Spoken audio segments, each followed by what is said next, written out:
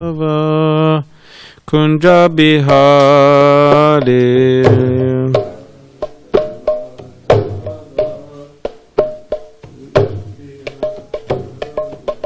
Jai Radha Madhava Kunja Bihari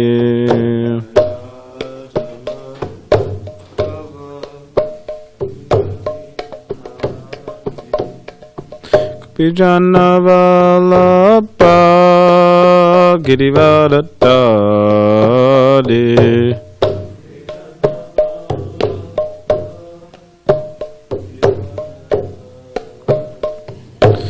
Gopijanavalapa Girivaratari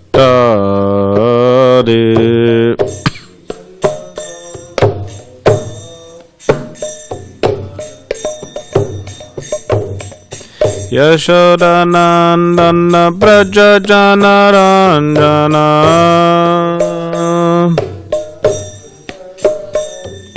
Yashodanandana Braja Janaranjana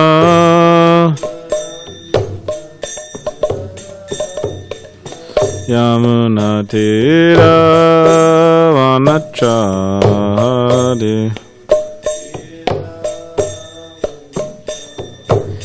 Yamuna Tira Vanachari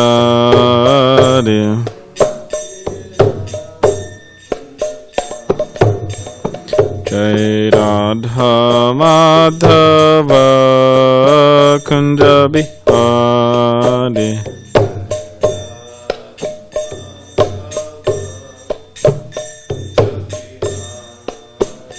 Jaya Radha Madhava Kunja Vihari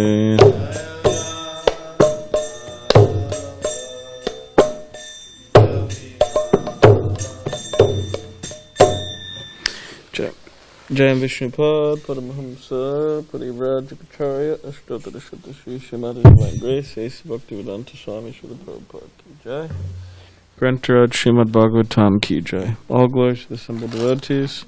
All glories to the simple devotees. All glories to the simple devotees. All glories to Shri Guru and Shri Guranga.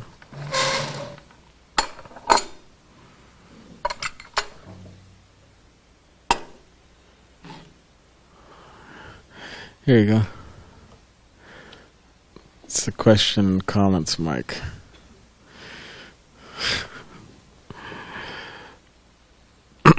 Om Namo Bhagavate Vasudevaya. Om Namo Bhagavate Vasudevaya. Om Namo Bhagavate Vasudevaya.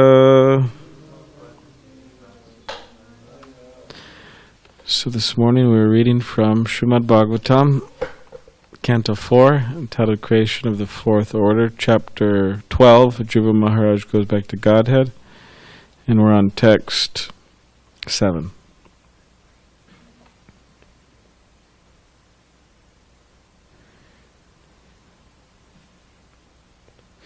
Vrinihi kamam ripa yanmanogatam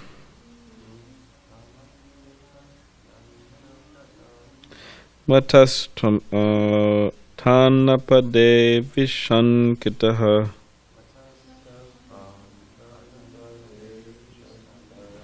Varam varahom buja nabapadayor Anantaram tvam vayam anga shushruma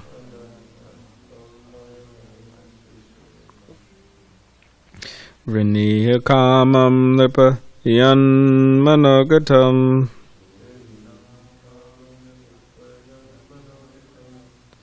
Matastam atanapadeva shankitaha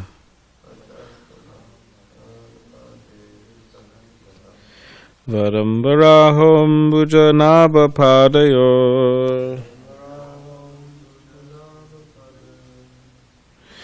Anantaram tvam vayam anga shushuma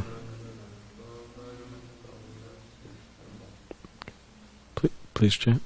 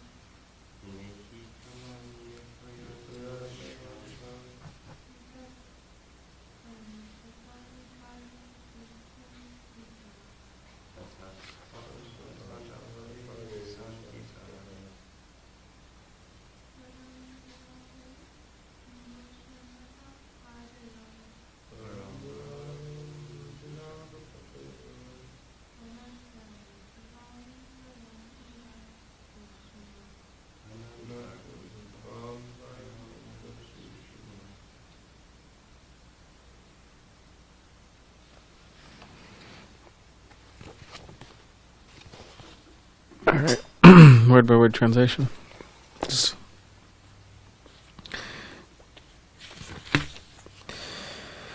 Vinihi, please ask. Kamam, desire. Nirpa, O king. Yet, whatever. Managatam, within your mind. Mataha, from me. Tvam, you. O Tanapade, O son of Maharaj Utanapada. Avishankitaha, without hesitation. Vadam, benediction. Vara arhaha, worthy to take benedictions. Ambuja, lotus flower. Naba, whose navel. Not nasal. Navel. I said nasal, but navel. Padayoho, at his lotus feet. Anantaram, constantly. Tvam, about you. Vayam, we. Anga, dear Dhruva. Shushuma, have heard. Translation. My dear Dhruva Maharaj, son of Maharaj Utanapada, we have heard that you are constantly engaged in transcendental loving service to the Supreme Personality of Godhead, who is known for his lotus navel. You are therefore worthy to take all benedictions from us. Please therefore ask without hesitation whatever benediction you want from me.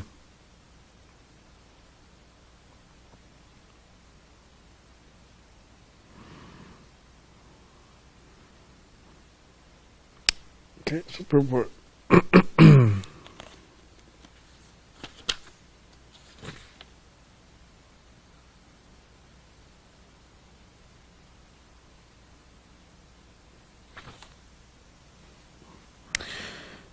Dhruva Maharaj, the son of King Utanapada, was already known throughout the universe as a great devotee of the Lord, constantly thinking of his lotus feet.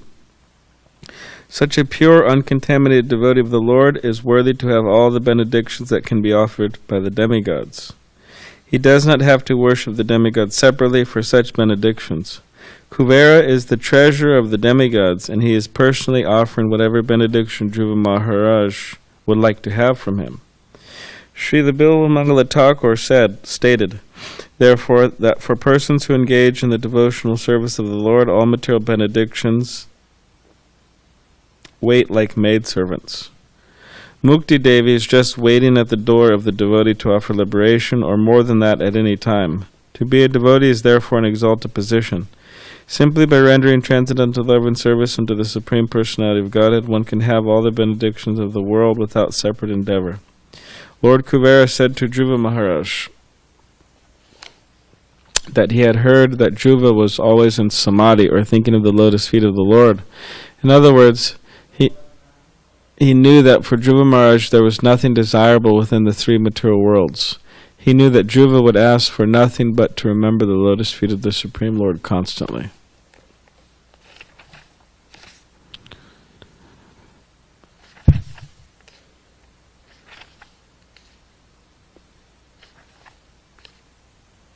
Hare Krishna. Om Meganitavanandasya Gananjana Shalakaya Chakshulanmalitamini Tasmai Shri Gurave Namaha Mukham Karirvachalam Pangam Langayate Gidim Yat Kripatamaham Vande Shri Gurun Tiritanam Vancha Kapurvishta Kripasanabevacha Patitanam Pavanebhyo Vaishnavebhyo Namo Namaha Shri Krishna Chaitanya Prabhu Nityananda Shri Advaita Gadadhar Shivasari Gaura Bhaktivinoda Hare Krishna Krishna Krishna Hare Hare Hare Rama Rama Rama Hare Hare.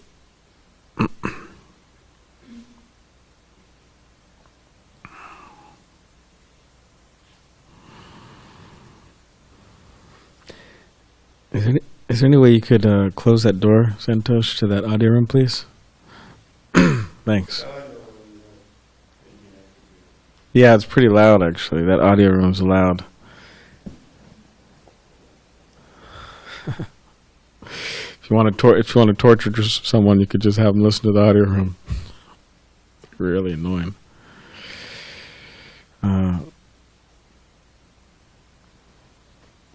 So I offer my respectful obeisances. So I'm just translating the prayers I said before just now. I offer my respectful obeisances to my spiritual master who opened my eyes with the torchlight of knowledge, blinded by ignorance.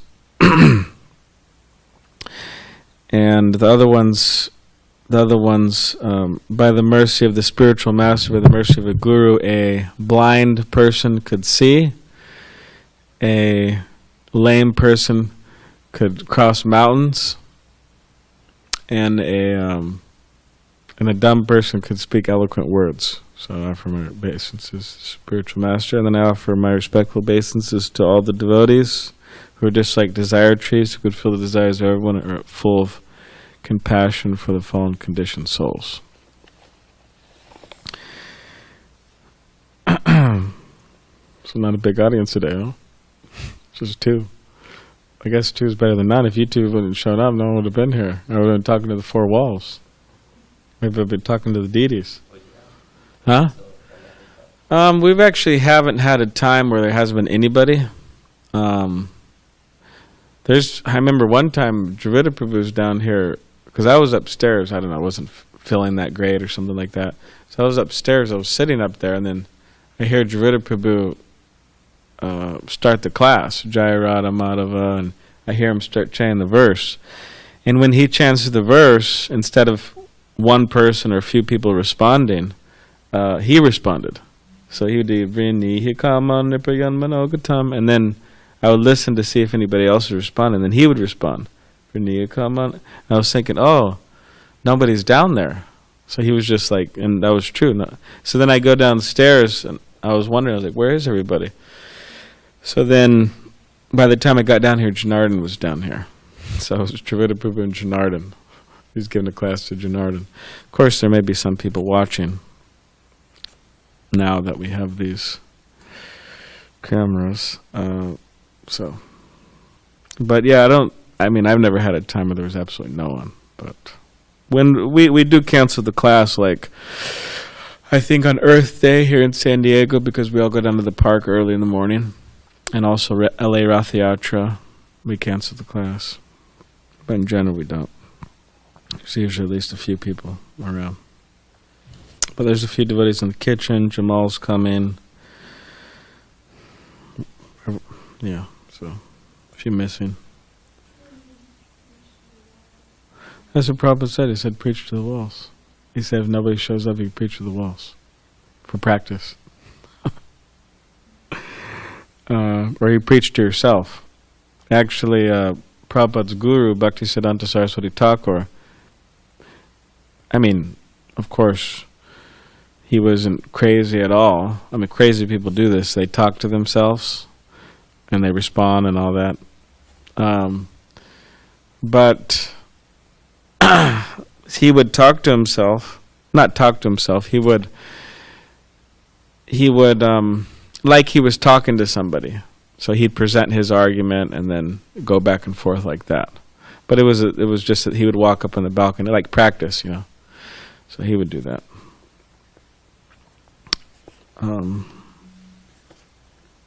Yeah.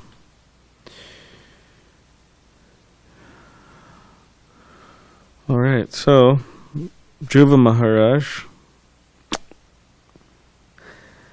the son of King Uttanapada, he was already known throughout the universe as a great devotee, as Prabhupada says. He's always thinking about Krishna. So that's what it means to be a devotee, to think about Krishna. Manmana bhava madbhakto madhyaji mam namaskuru. So the Bhagavad Gita says, always think of me. Krishna says, become my devotee. Offer your obeisances to me, and surely you'll come to me. So one of the basic, you could say, one of the basic principles behind Krishna consciousness is just to think of Krishna. Makes sense. But, of course, there's the external, you could say external practice of Krishna consciousness, which is not exactly external, but means external like you're engaged in your body. It means you're washing the pots, you're cleaning the floor in the kitchen, you are taking prasadam, you're bowing down to the deities, all these different things.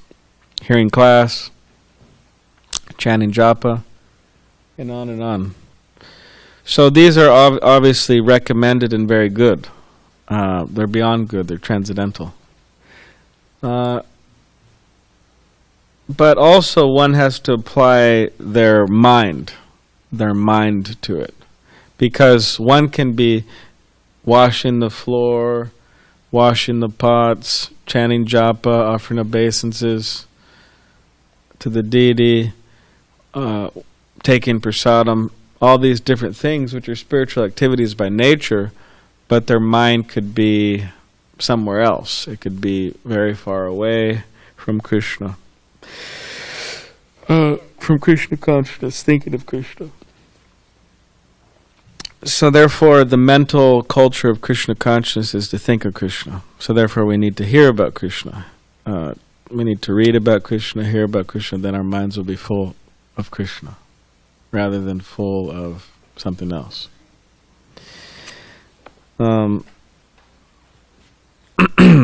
So he's a great devotee because he's constantly thinking of Krishna. Now, we may not be able to constantly think of Krishna. That may not be on our, that may not be within our ability at this particular moment to think of Krishna always. But the idea is to practice. And eventually the gaps in which we don't think of Krishna, they shrink down. So they become smaller, the gaps. So some people think of God once a week, or Krishna once a week, when they come on Sunday. When they go to the temple, the mosque, or synagogue, or church, they think of God once a week, maybe. Even then, maybe they don't. But let's say positively they do. They think of God for a few hours. And then throughout the week they may not think of God. Or maybe a few times they think, at night or something. Before they go to bed, they pray. And devotee brought this up, that there's different types of consciousness one could have even while in the temple. There may be a talk might be going on about Krishna consciousness, and I don't know, there may be some woman who's, they see another woman wearing a nice sari. They're thinking, wow, it's a really nice sari. Hey, I wonder what type of material that's made out of. And then she, without the woman kind of noticing, because, saris are there's a lot of extra material, so she, grabs the material and, I wonder if it's silk, or, that can't be silk, maybe it's polyester. So she's in sari consciousness, right? It's actually quite sorry. Right.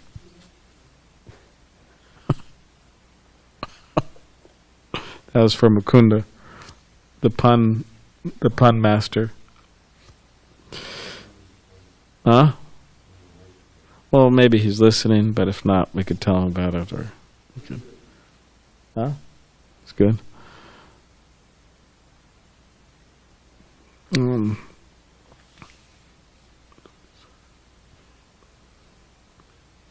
So yeah, they may be in sorry consciousness, and I don't know. I mean, you never know. I mean, people still do this sometimes. They listen to the radio, so they have a little now the Bluetooth, right? People you could actually listen to something and people won't even know. You just put a little earbud in your ear that has no wire, and you have your little device there, and you can listen to the radio, listen to politics, right? Republican politics or Democratic politics, and they're talking about this and that, and anti-Trump, pro-Trump, this, so many things. So one may be in a class, but they're actually thinking about politics. Or prasadam, right? Some devotee was telling me one time, he was thinking, man, I came on Saturday morning, throughout the whole morning program, I was chanting this is actually, it's a lot better than maybe some things that people may think about, but he said the whole morning program, I was just thinking about burritos.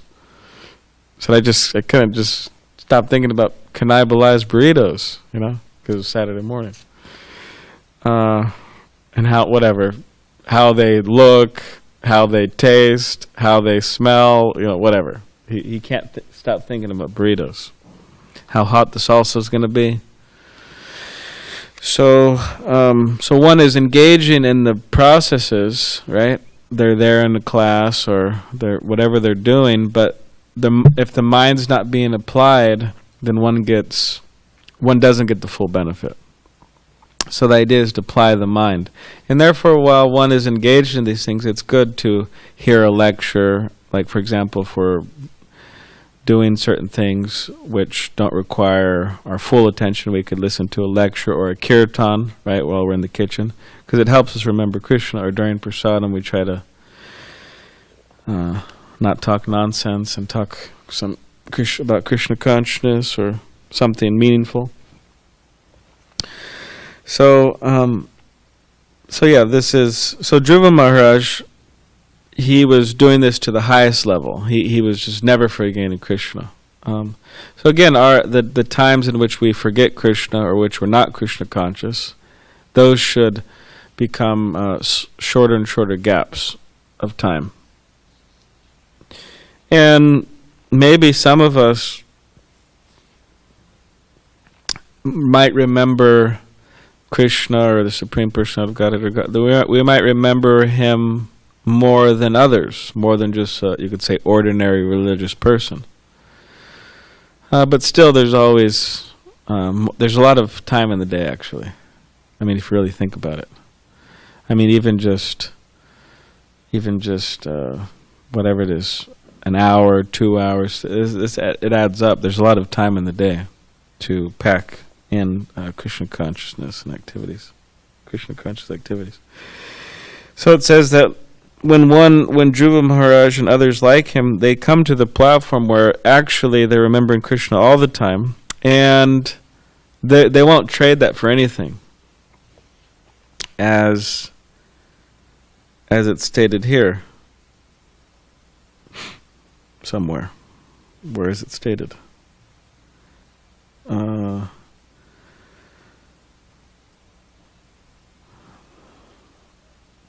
Maharaj therefore was in other words, he knew that for Dhruva Maharaj there was nothing desirable within the three worlds. So there's actually some verse like that. Says that if one, for a pure devotee, for them to even give up thinking of Krishna just for a fraction of a moment, they don't want to do that. And it says even for all the opulence in the three worlds, all the money in the three worlds, they don't want to do that, even for a fraction of a moment.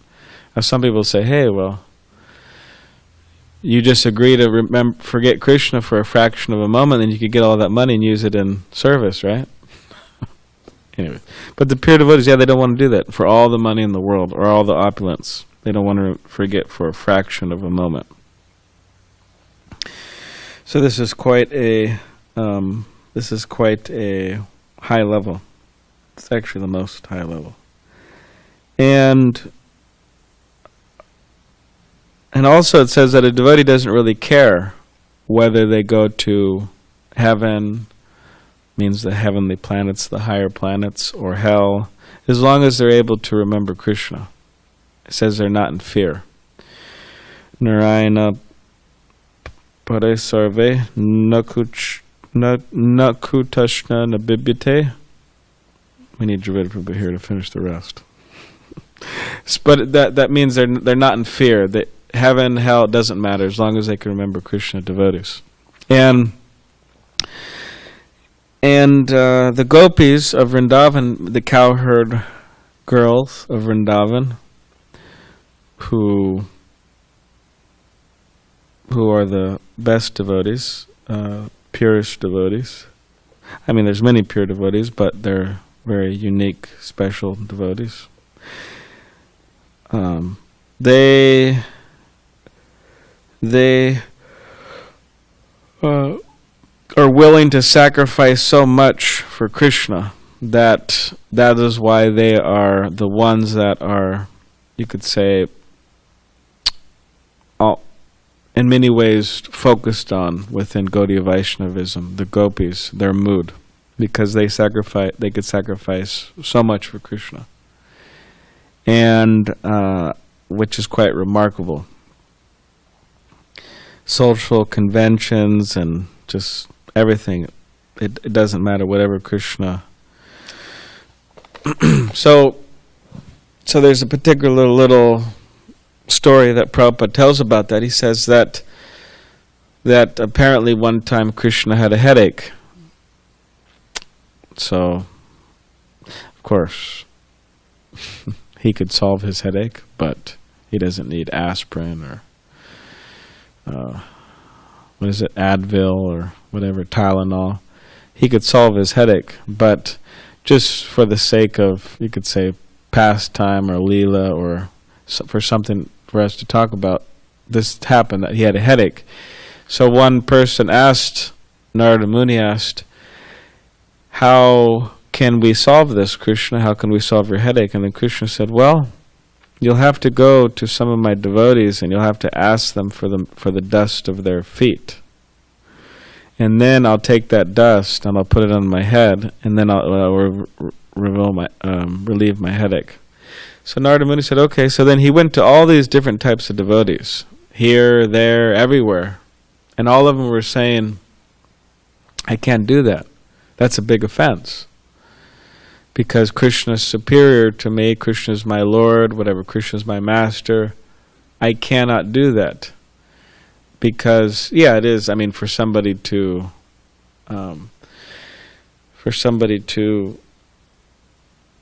give the dust of one's feet or allow someone to touch their feet, it's a sign that you are showing that you are the person who touches the feet. You could say they're inferior. Means they're like a student or something like that. Whereas the person who's getting their feet touched, they're the teacher, which means they're superior by knowledge or devotion or whatever. So So none of the devotees wanted to do that. It's a big offense. You give Krishna the dust to your feet. So then Narada Muni went to the gopis of Vrindavan, and he said, Krishna has a headache, and they said, oh, well, what can we do? And Narada Muni said, well, Krishna wants the dust of some of the feet of his devotees. And Gopi said, okay, no problem, take it all. Take all the dust, immediately, without hesitation. They said that. So then Narada Muni said, but if you give the dust to your feet, there may be a chance that you go to hell. And then the Gopi said, oh, no, that's no problem. We just want Krishna to be happy. So then Narada Muni understood the high level of the gopis, that they don't really care. They just want Krishna to be happy. So that was a story or account that Srila Prabhupada would tell. So that's the idea, to come to the level which we think of Krishna, then think of Krishna more, and then we come to the level where we cannot not think of Krishna even for a moment. And we come to the level where we're not even, we're willing to sacrifice everything, and just for Krishna's happiness. And interesting enough is that not that one who does that suffers, one who does that doesn't suffer. Or you could say one who doesn't do that, one who doesn't do that, they suffer. Means one who doesn't come to that platform of Krishna consciousness, they have to suffer. And one who does come to that platform means, they're working their way up to the highest platform of a pure devotee. They don't suffer, or they suffer a lot less, and then ultimately they don't suffer at all, because there is no suffering in Krishna consciousness.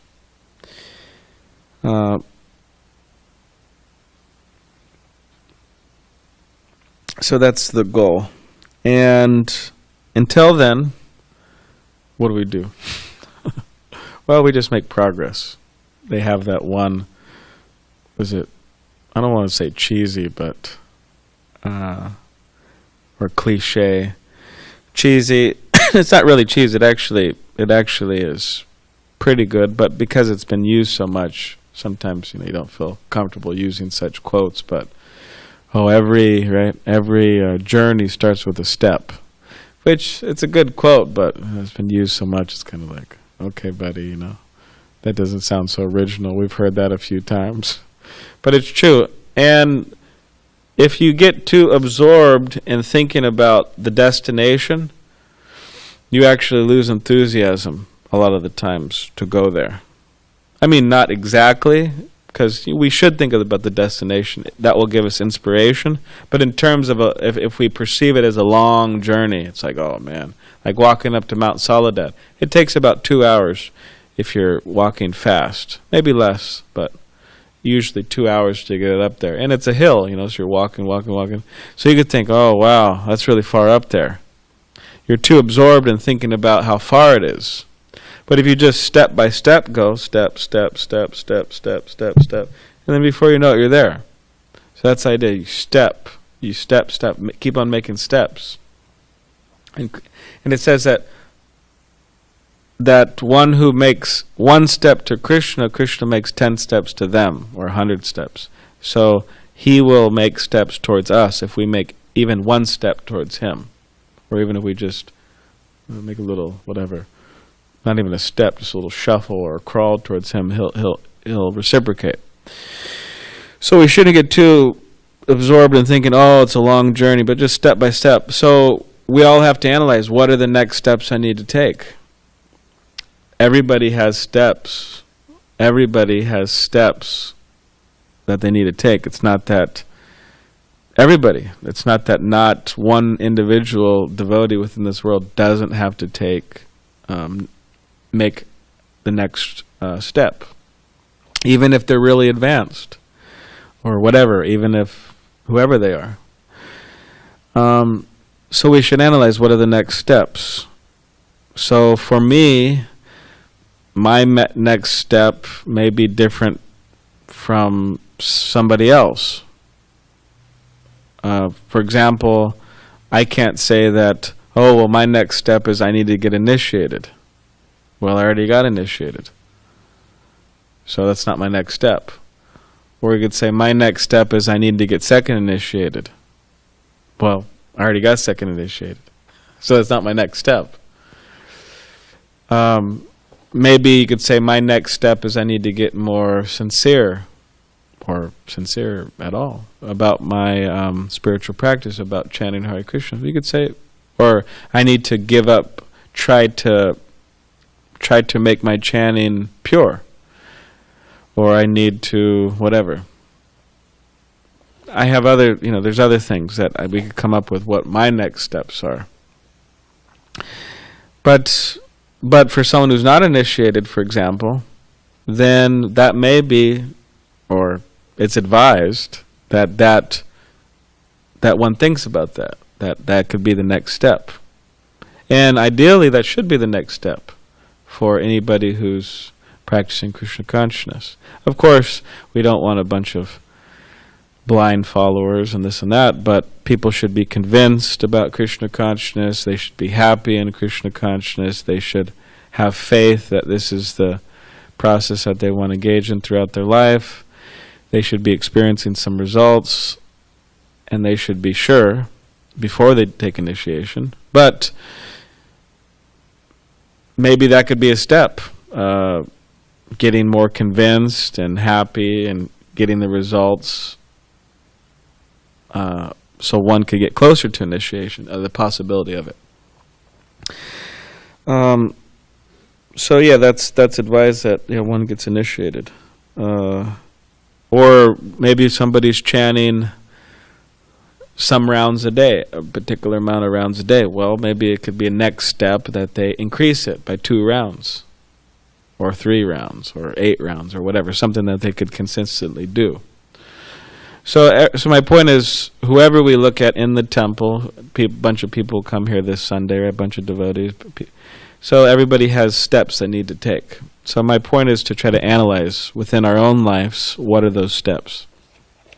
And then take them. Don't just think about them and not do it. So, and then gradually we can make progress. So, I just wanted to read something about Jagannath, Lord Jagannath, because today is a big festival celebrating Jagannath, Baladev, Subhadra. It's a special festival in which anybody and everybody gets to bathe Lord Jagannath with milk, juice, water, honey, everybody gets to bathe, everybody in the whole temple room. They're 8 years old, they're 80 years old, they chant 1 round, they chant no rounds, they eat meat, like everybody, like it doesn't matter who it is. Which is quite interesting because technically speaking, as to actually get onto the altar and to engage in deity worship in any way, to offer incense, to offer flower, to offer ghee lamp, to dress the deities, to touch the deities, dress them. One has to be trained in cleanliness and education, and they're supposed to develop a certain level of purity of mind and body and everything. So for Lord Jagannath and Baladev Subhadra to allow themselves to be bathed by anybody and everybody, I mean that's quite an extension of mercy. If we have faith that Jagannath's Krishna and Balarama is Baladev and Subhadra's a sister, they're the personalities of Godhead, and so it's quite amazing. So Jagannath is a special form of Krishna which he extends a lot of mercy. He goes out of the temple, like at Earth Day he'll go out of the temple, anybody they could see him while he's on his cart going by, like at the LA Rath Yatra also. So these are the 2 things. He lets people bathe him, and then he leaves the temple for Rath Yatra. So no other deity does that. I mean, Radhagiridhari, Gauranitai, of course they send devotees out to whatever, but they don't go out personally. I mean, in some ways they do, but not in their deity forms. So it's Jagannath is a special form, and of course, for people, sometimes it's difficult. Okay, why does he look like that? Okay, we could understand Krishna, right? He's to some degree, he's playing a flute. He's got two arms and legs that look like within our experience, right? Eyes and face. Okay, Radharani. Okay, Gaurnitai also. But Jagannath, it's like, why do they look like that? And some people think, we were just hearing the other day that Prabhupada introduced Jagannath. This is the first deities Prabhupada introduced in America, Lord Jagannath, in San Francisco. He had one devotee carve him, which is a story in itself. So the devotee carved him, and then they brought another set to New York. So when Prabhupada came back from New York, from San Francisco with the set of Jagannath deities, devotees didn't know what to think of. We were just hearing it a few weeks ago on following Prabhupada. Devotees thought, oh, wow, it's really far up. What are these? They started laughing, joking about it. Laughing and joking, and they said, oh, this is like Native American totem poles. And they were trying to think, oh, which one goes on top, which one, which one's in the middle. And they're all laughing about it. They're joking. Can you believe it? They're in the room like joking about it, You can imagine. You know how devotees like to joke, right? So they're all yucking it up, joking, right? And then Prabhupada walks in, and he sees him joking, And then Prabhupada says, very intensely, very strong, he said, this is the Supreme Personality of Godhead. He said, bow down, and then everybody hit the floor. That's how he introduced in New York. So this, what I'm about to read right now, this is from Vipralambha, the Embankment of Separation, from Srimad Gaur Govinda Swami Maharaj. So Gaur Govinda Swami, he's a disciple of Srila Prabhupada, a sannyasi. He passed away many years ago. But he was very attached and educated in relation to Lord Jagannath. So this book is about Lord Jagannath.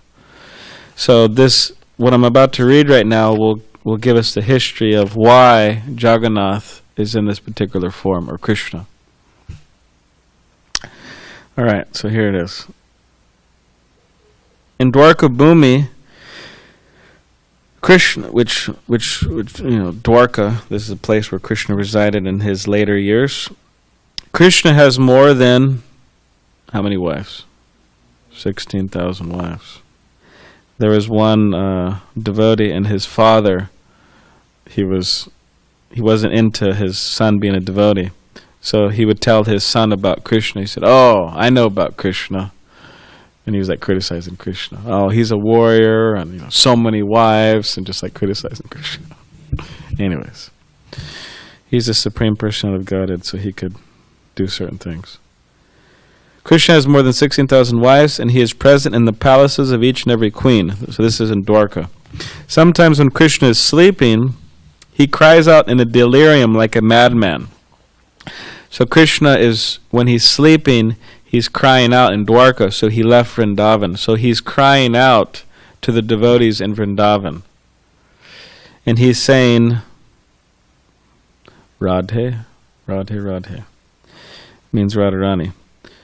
Although his wives take so much care of him, he is not happy. In his dream, Krishna is crying, Gopi, Gopi, Gopi, Radhe, Radhe. Radharani. Because he's separated from Radharani. When the queens hear this, they wonder, why? We are taking so much care of him, giving all pleasure to our beloved husband. Why is he crying? Radhe, Radhe, Gopi, Gopi. Who are these gopis? Who is that Radhe? Who's Radharani? They're wondering. They cannot understand because they are Aishwari Mai, which means full of opulence. They cannot enter into Madhurya Maya Lila, Vraj Lila.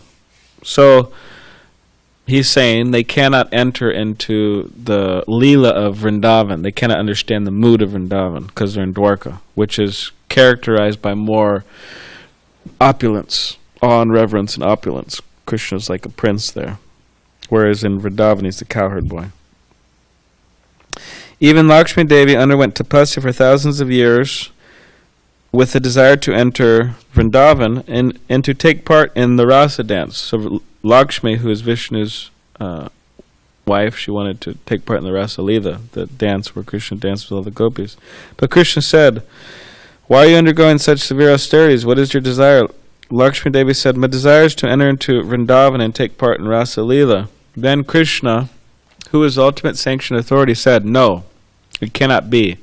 Ask for some alternative." Lakshmi Devi cannot enter Vrindavan because she is full of opulence. So Laksh means that mood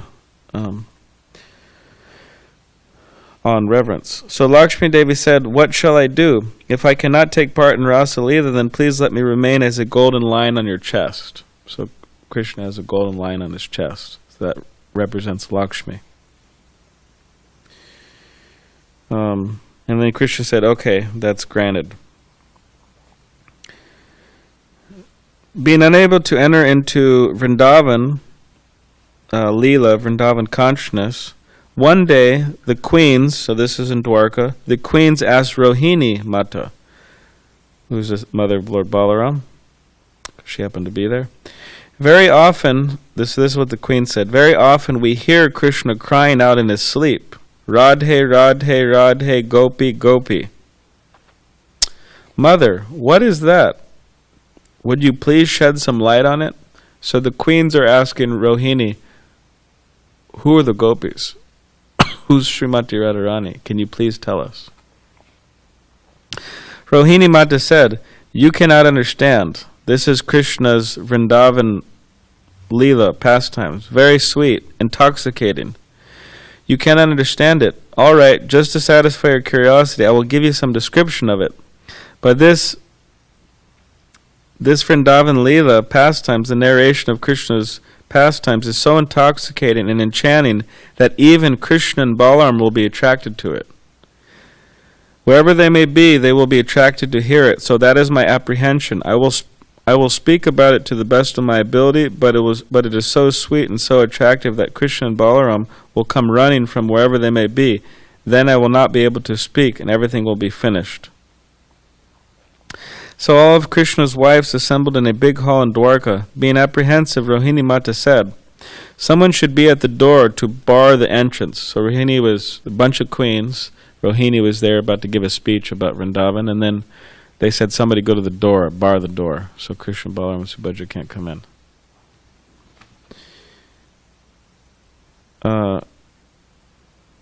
As soon as Krishna and Balaram come, she should warn me and I will stop speaking. Otherwise, everything will be different. This Vrindavan Leela is so nectarian that it will attract Krishna and Balaram from wherever they may be. At last, they decided that Subhadra should stand at the door. Oh, so apparently Subhadra was there. She was standing at the door. I guess they were just trying to keep Krishna and Balaram out. Standing in the middle of the doorway, Subhadra stretched out her arms and barred the entrance. Then Rohini Mata began to speak about Vrindavan. Means childhood pastimes of Krishna and the gopis and the cowherd boys and Nanda Maharaj and all these lifting Govardhan Hill, started talking about Vrindavan, the sweetness of Vrindavan. Maybe the Rasa Leela dance.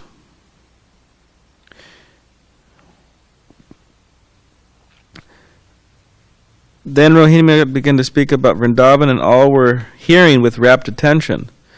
Though Subhadra was standing at the door, she had given her ears to the nice Vrindavan Leela, so Subhadra was also listening. Therefore, she completely forgot herself and became ecstatic. So she's just in ecstasy listening, Subhadra at the door. Then her ecstatic form came out. Her eyes dilated, and her hands and legs pushed into the body, into her body. So you see Subhadra here in the middle. Her eyes are dilated, they're quite big, right? And her legs and arms, what does it say? Pushed into her body. You can't see them. In the meantime, Krishna and Balaram arrived there. So this type of ecstasy is actually within the world. It's unheard of. Lord Chaitanya also, he would go into ecstasy. It said that he would be crying, he'd be horripulating. It means hairs were standing on end and all that. And it said that he was so ecstatic that his limbs would actually sometimes elongate, means he'd become longer than they were, his limbs. But also it said, more specifically I'm thinking of, is it said that his limbs actually went into his body, his legs, and it said that he was laying there on the floor, happened to be by some cows, and because he ran out of his room, and he was there in Jagannath Puri. It said his legs and arms were in his body, and it said he looked, and he was actually turning colors. He was in so much ecstasy in Krishna consciousness. It said he looked like a pumpkin. It said the cows were just there, like, licking his body, and then the devotees came and saw him like that. And you can imagine seeing Lord Chaitanya like that. We didn't paint any pictures like that. Maybe Jamal could paint some pictures like that. So yeah, but it's unheard of. I mean, you don't hear that type of ecstasy. So, all right. So Krishna and Balarama arrived. They're standing at either side of Subhadra. They also heard what was going on. So Krishna and Balarama arrived, and they heard Rohini. Oh, Rohini Mata is narrating about Vrindavan. Then they became completely ecstatic and forgot themselves. Their eyes became dilated, like here, Jagannath and Baladev. Hands and legs shrunken in, pushed into the body like a tortoise. Now these three forms are standing at the door. And then he writes, Jagannath, Baladev, and Subhadra. So dilated, their arms in. So these are the forms of Krishna, Balaram, and Subhadra. At this time, Narada Muni was approaching from a distance. He saw these very beautiful ecstatic forms. As he came nearer, they wound up that bhava, and their general features came back. So they came back to what they usually look like. But Narada Muni said, I have already seen it. So this is my prayer. May this form be manifest in a certain place. Let all the people of the world see that beautiful form of yours and worship you in that form. So Narada Muni said, I want you to show this form to the world and let it be in one place. So it's in Jagannath Puri originally, Jagannath, Baladev, Subhadra, but he said, let all the people of the world see it. So now it's all over the world. They're all over the world, Jagannath, Baladev, Subhadra. Whatever his dear devotee desires, Krishna grants. So be it. Therefore, Krishna appeared in that form in Jagannath Puri, Jagannath, Baladev, Subhadra. Kanai Kuntiya has given this description in his book, Mahabhava Prakash. This ancient Vaishnava literature is not available nowadays. It is very rare, and only some of the palm leaves are still remaining. Some of the palm leaves are still remaining. All right, so that's the idea behind Jagannath, Baladev, Subhadra. All right, so does anyone have any questions or comments about about the Srimad Bhagavatam or what we read about Jagannath, Baladev, Subhadra?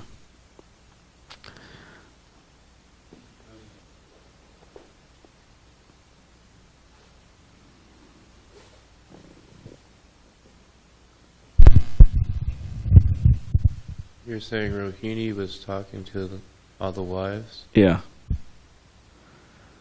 Yeah, Rohini's talking to all the queens. Somehow there she was there in Dwarka with Balaram and Krishna, Subhadra, all the queens.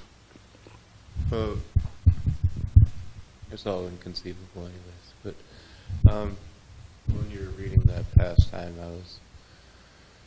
in my mind I was hearing it in Gauragovinda Swami's voice. Oh, really? Like the lectures. That's funny. That's good. I'm glad I reminded you of Gauragovinda. I mean, I'm glad you, by reading this, you're reminded of him. He's a nice devotee. Yeah.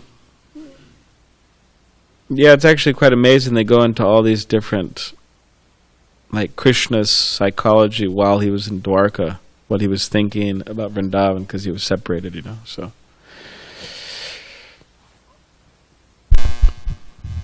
So, Dwarka was the actual, physical place on earth. Yes. Was Vrindavan ever an actual physical place, or is it just named after? Yes, yes. So the present-day Vrindavan in India, that is the place where Krishna had a childhood and all that. And then the present day, well, they said it actually sank in the ocean. Dwarka. Yeah, Dwarka. They're actually like Yeah, the actual recovering. place where Krishna was. That actually sank in the ocean. But now they have a Dwarka, but it's not the actual Dwarka where Krishna was, but I think it's close to that, so they consider it Dwarka. But that actually sank. So yeah, these two places were here or there or here in this world, and they're considered to be, yeah, that's why they're sacred places. That's why devotees go to Vrindavan and Dwarka also. Yes, and also, when it comes to steps, you could probably have like 100 different steps that you could take at the same time in different aspects of That's true. Krishna consciousness, like chanting more, doing more seva, Yeah, reading more. yeah. But you can do that all at the same time, but it's at a different level. Yeah, there's, yeah, there are, you could say that there's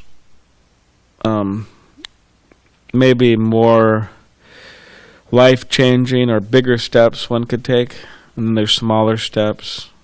I mean, they're all big steps, like ultimately, because they're Krishna conscious steps, but more like, for example, initiation, that's quite a big step. But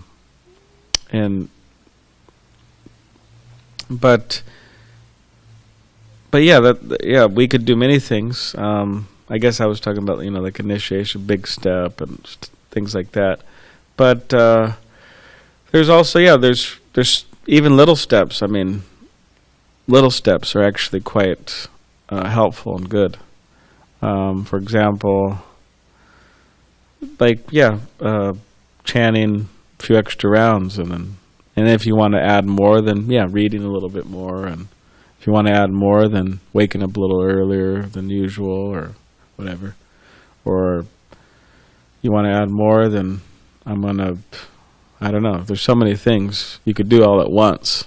But I guess the main thing to try to arrange everything in such a way where we're able to stay with it. So whatever, like Prabhupada said, he said to Shyamasundar, who was building the Jagannath deities. So he's carving these deities and painting them and everything, and then Prabhupada walked in to investigate and see how things were going. So when Prabhupada walked in, there's a pack of cigarettes on Jagannath's head, resting there. On Jagannath's head, a pack of cigarettes. So then Prabhupada, he looked and told Shyamasundar. Shyamasundar was initiated, and he was his disciple. And so then Prabhupada looked at Shyamasundar and said, "Oh, what's this?"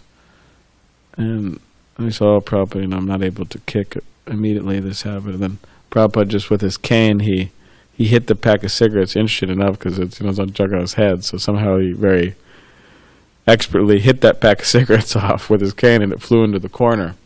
And Prabhupada said, "Oh, you shouldn't let such a small thing get in the way of you and Krishna." But then Prabhupada said that if you cannot give up immediately, he said you could reduce one a day, because however much you so if you're smoking 20, smoke 19. So something like that, some type of program where it was a little less than usual, and then eventually he just gave it up. So I guess the main thing I'm saying now is that whatever we may commit to do to ourselves or to others, we just want to make sure that we're able to do that, like, steadily. Some people say, "Oh, I'll chant," like in the beginners, "Oh, I'll chant whatever, so many rounds a day," but they can't actually do it. So do something you can do. But if we do these things, little things, and we commit to them, we make a lot of progress. I mean, if you say, "I'll read 3 verses of Bhagavatam a day," and purports, you could say, "Oh, well, it's not such a big deal." Well, it's better than not, And drops of water wear away stone. So yeah. I mean, even if you distribute 1 book a day, I mean, that adds up. That's 365 books in a year. It's a lot of books. So, yeah. So we could take many steps at once. That's true. Thank you for that.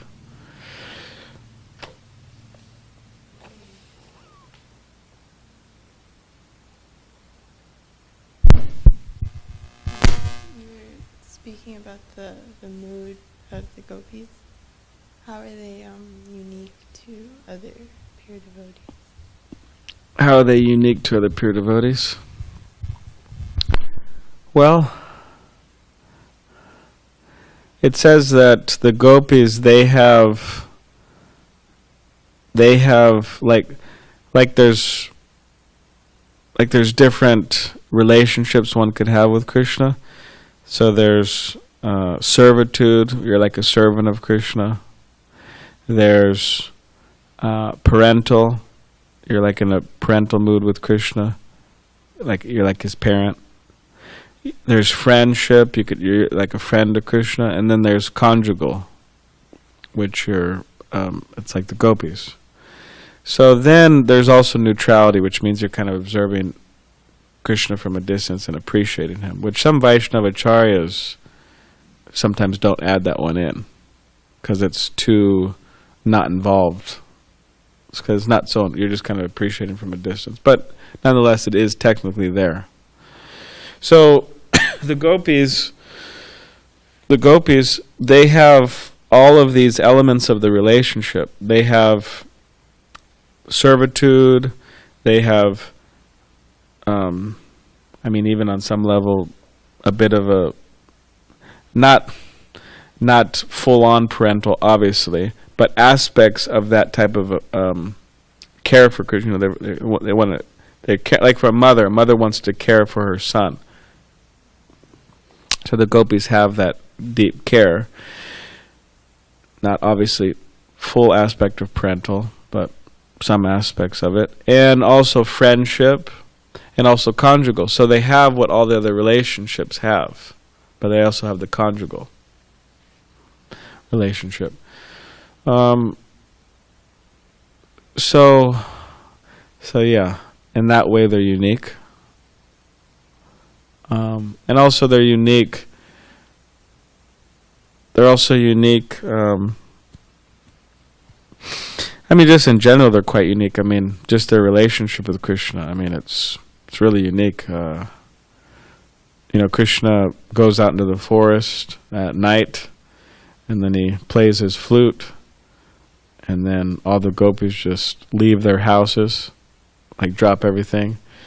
Says that they, some of them, they're like, they put on some mascara or something, and then Krishna, they're in the process of like, putting on mascara, both their eyes, and then Krishna plays his flute, and then she doesn't even finish. So like one eye is kind of, then she just runs out.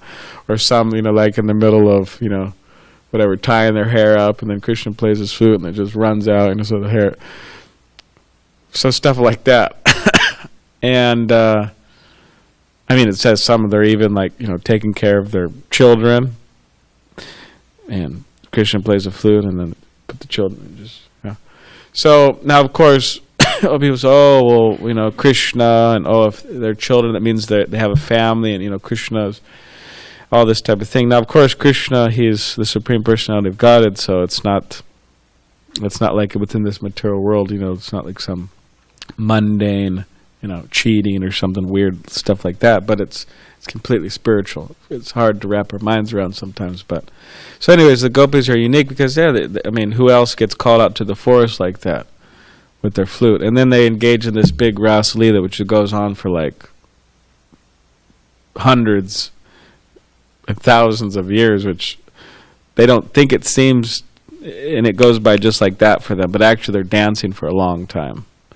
Big dance. So they're dancing. There's this picture here, the moon, it's a full moon. And so it's a very ecstatic pastime that the gopis have with Krishna. So in that way they're unique. No one else anywhere does that with Krishna.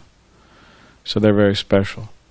So, and it is Prabhupada, he wouldn't talk about this in public so often, the gopis, and because people a lot of the times relate it to mundane, of this world, like ordinary boy-girl relationships, stuff like that. But